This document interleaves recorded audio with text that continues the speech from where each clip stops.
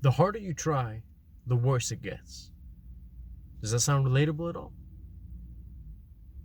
See, in life, generally, society would tell you the complete opposite. They tell you the effort that you put in is a direct reflection of the results that you will get. Excuse me. So based on that idea that society gives you, talk to me about what happens at work when you put in the extra hours but you don't get the promotion. Talk to me about school when you put in the hours to study and then you fail. How does that work? What does that mean? The harder you try, the worse it gets. Does that mean we should not try hard when we do things? Imagine the guy who's interested in a girl who isn't interested in him. What happens? He tries to get her attention, and when it doesn't work, he tries harder and harder and harder. And in his mind, he's going, I'm consistent, I'm persistent, I'm patient.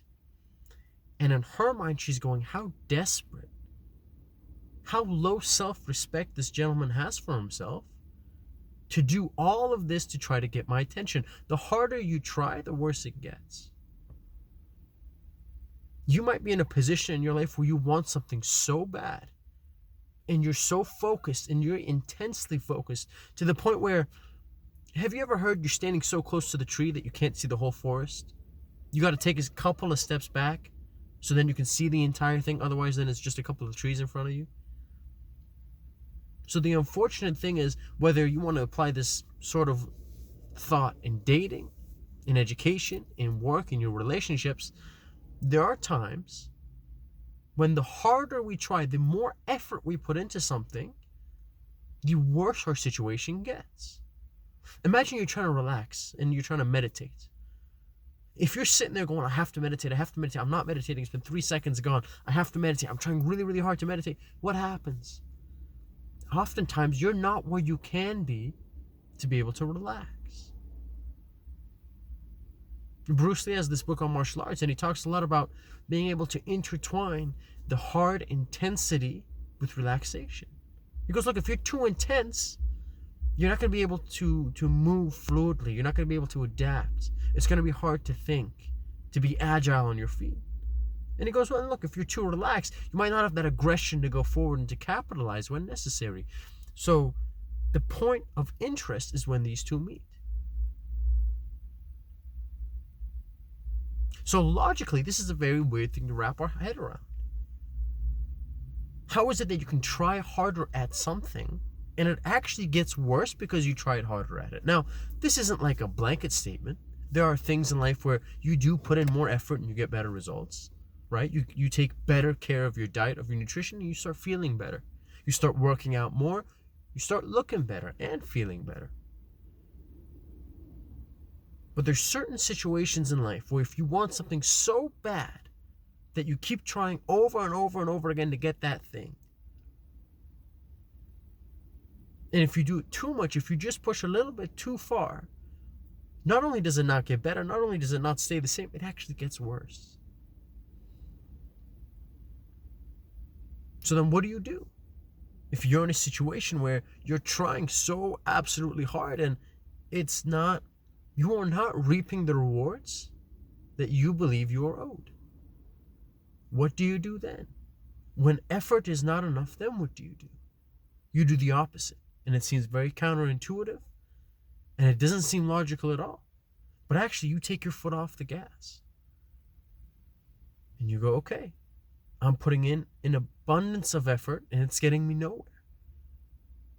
Let me try something else. Let me switch up the strategy.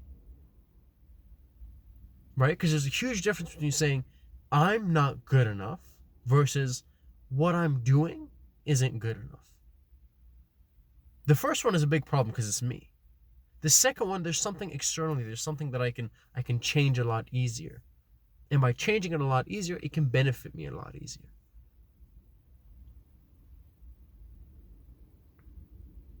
In life, we have all these desires, whether it be achievement-based, whether it be relationship-based. And the question is, how do we get ourselves closer to those desires? How do you lessen that gap? And when you lessen that gap, you also lessen anxiety, you lessen self-doubt. It's a stress reliever. And what we're constantly told is by putting in effort, by trying hard. You're not where you are because you're not trying hard enough. Oh, really? Really, I'm not trying hard enough. For some people, I bet that piece of advice is appropriate. Maybe they aren't putting in all they can. My question to them would be, why not? Why are you making the decision not to?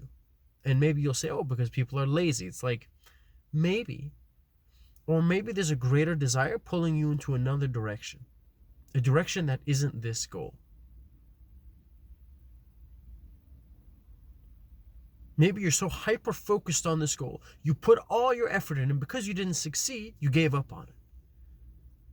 You said, look, I can't put any more effort in. I put in 100% effort, so I'm going to stop doing this. Well, maybe instead of putting in 100%, maybe you just had to put in 65%. Maybe 70% was good. Maybe 100% was overkill. Maybe you were in a situation where you had to proactively go after it, but you shouldn't have had to stress over it. Look, there's this idea about stress that goes, when you want to figure out when an individual does the best, whether it's an athlete performing, whether it's a student writing a test, whether it's an employee at work, there's a level of stress that is linked with peak performance. And believe it or not, it's not when stress is non-existent. When stress is non-existent, a person takes it a little bit too easy. They don't push themselves as much as they can because they think they have all day. And performance also doesn't peak when there's too much stress. Why? Because you're so stressed out that it's hard to focus. It's hard to put in your 100% effort. So instead, the area that's most associated with peak performance in relation to stress is when there's a little bit of stress. There should always be a little bit of stress. If you're performing something, if you've got a presentation, if you've got something that's important to you, a dash of stress is extremely important.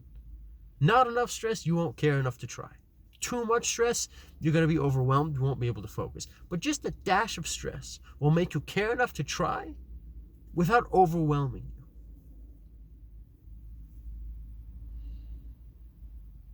So my question to you is this. If you recognize the harder you try, the worse it gets, if you're in a situation like that, why not put in less effort? What does putting in less effort mean to you? And we've got all these sorts of ideas that go, well, Daniel, if I don't try my best, if I don't try my absolute hardest, I'm a failure. Or I could do more. Or as the Instagram Millionaire Mindset Club on Instagram would say, you know, if you have the mindset, if you've got the grind set, you're going to work as much as you can. You're going to sleep 6 hours. You're going to skip a meal. And if I can't do that, then maybe I have a weak mindset. Maybe there's something wrong with me because I can't put in the amount of effort that Bill can put in. And for whatever reason, Bill has got the promotion that I haven't gotten. Being an undergraduate student, I spoke to one of my colleagues who was a student on his way to getting his PhD. And I said, what's your secret to your success? And he said, Daniel, it's balance. Like, when I'm balanced, when I make sure I have a little bit of everything on my plate, that's when I'm the happiest. He said, when I put so much effort into school, it was detrimental to my relationships. I saw my girlfriend less. This is what he was telling me. I started working out less. I started going out of my house less. It impacted my sleep. It impacted my eating. It impacted my mood. And thus it negatively impacted how I did in school. So it wasn't until I started putting less effort into school and having a more balanced lifestyle that I began exceeding in school. The harder you try, the worse it gets. Now, there's different ways of looking at this. You might look at this and go, well, Daniel, instead of putting all eggs into one basket, your friend or your colleague just put his eggs into different baskets. The problem with this sort of a mindset is, in the moment, that's all you see. If you're in a calm, relaxed place right now listening to this, it's very easy to follow along and to nod your head and go, yeah, Daniel, absolutely. Absolutely. Being hyper-focused on one thing isn't great because it gives you tunnel vision and you miss out on everything else. You got to be relaxed. You got to be fluid. You got to be able to change. Otherwise, you're actually being detrimental to your own process because you're putting in so much effort that the risk and reward ratio doesn't balance out anymore.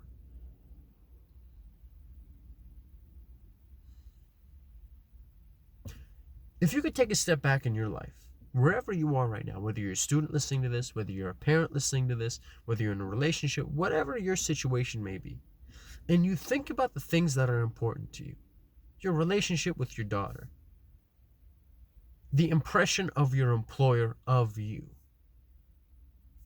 your academic achievements, and you think about the amount of effort that you put towards them. There's a question that says, could you do more? And you think, sure, I could. And the follow-up in that would be, well, why don't you? Let me ask you another question. Just because you can, does that mean you should? Just because you can hang out with your best friends every single day, does that mean you should? Could you? Sure. But should you? Is that the right thing to do? Is that the best thing to do for your future? You have an obligation. You have a duty to take a step back and to think, what am I doing here exactly? What sorts of things do I want to put an effort in that will most likely help me in the long run? And are there some things that I've been pushing myself too hard? Are there certain areas where I need to have some self-compassion? Are there certain areas where if actually I took my foot off of the gas, I would be able to see more sights? I'm going to get to the destination in about the same time. The only difference is I'm going to save more fuel this way. And in other words, I'm going to save more money going a little bit slower, but getting there in one piece. So the question becomes, when we go out, when we go forward, when we pursue these things, when we want to pursue our desires and lessen that gap between what we do not have and what we want to have, how much effort do we put in? How much effort is too much effort? One of the things that I dislike strongly about school sometimes, and even about work, is this idea of exceeding expectations. Like, let me play this out for you. A couple years ago, I would love to exceed expectations. If you had expectations for me, I wanted to wow you. I wanted you to go, holy smokes, this is incredible. I didn't expect this at all. Here's the problem with that. If you want to live a balanced life, okay, where you spend time with your relationships and your hobbies and your friends and this and that, and then your friend says, look, or let's say your employer says, I want you to exceed my expectations. If you meet my expectations, that is mediocre. That's okay. That's acceptable. But if you really want to do well, you have to exceed my expectations.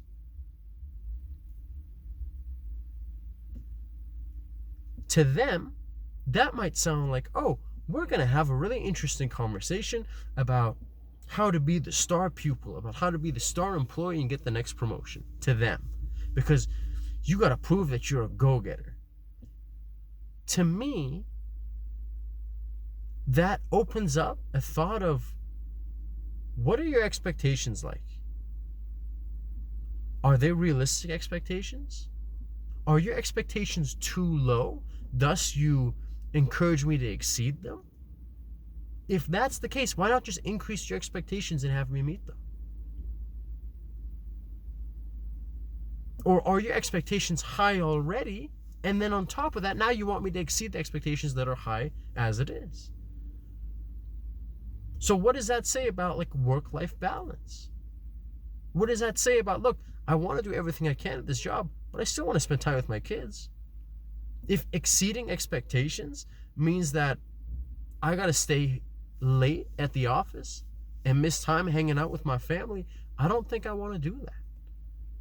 No, I don't think I want to do that. I definitely don't want to do that. And look, I'm sure you'll find someone who will, but it's important to kind of have that honest conversation of, what are your values?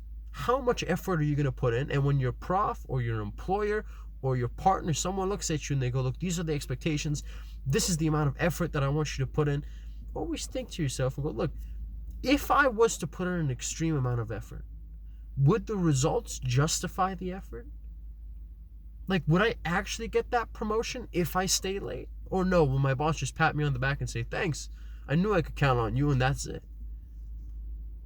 And I'm repeatedly working overtime without actually getting paid for overtime. So the question becomes, where do we go from here? the first thing you begin to do is you begin to look at the effort that you're putting in life. And maybe, just maybe, you start putting in less effort. And once you put in less effort, watch what happens. Look at your performance. Look at your results.